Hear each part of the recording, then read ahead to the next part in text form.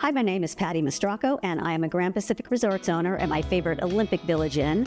And every year I do cooking videos for Grand Pacific Resorts, and they always have a theme. And this year's theme is peaches. So I'm going to be showing you some super easy recipes using fresh, frozen, or even canned peaches. And they're all so easy you can make them in any timeshare. I have another really fun, easy peach recipe for you. This one is a dessert. Who doesn't love dessert, right? So I'm starting with a block of cream cheese. And all I'm gonna do is add some vanilla Greek yogurt, keeping it a little fresh. And then I have a little bit of honey, not too much, we don't want it too sweet. Even though it's dessert, trying to keep it healthy. And then I have a little bit of almond extract. So from there, I like to use a mixer.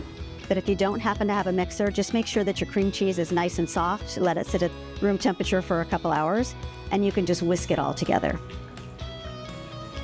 When it's all smooth, we're gonna layer it into some little cups with some fresh peaches and some crumbled graham cracker crust and some toasted sliced almonds.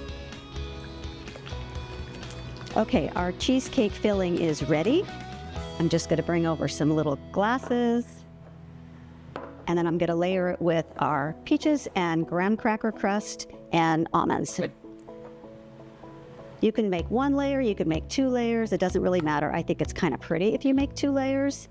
So spoon some of the mixture in, and then you're gonna add a nice little sprinkle of fresh peaches. And these should be nice and ripe and juicy.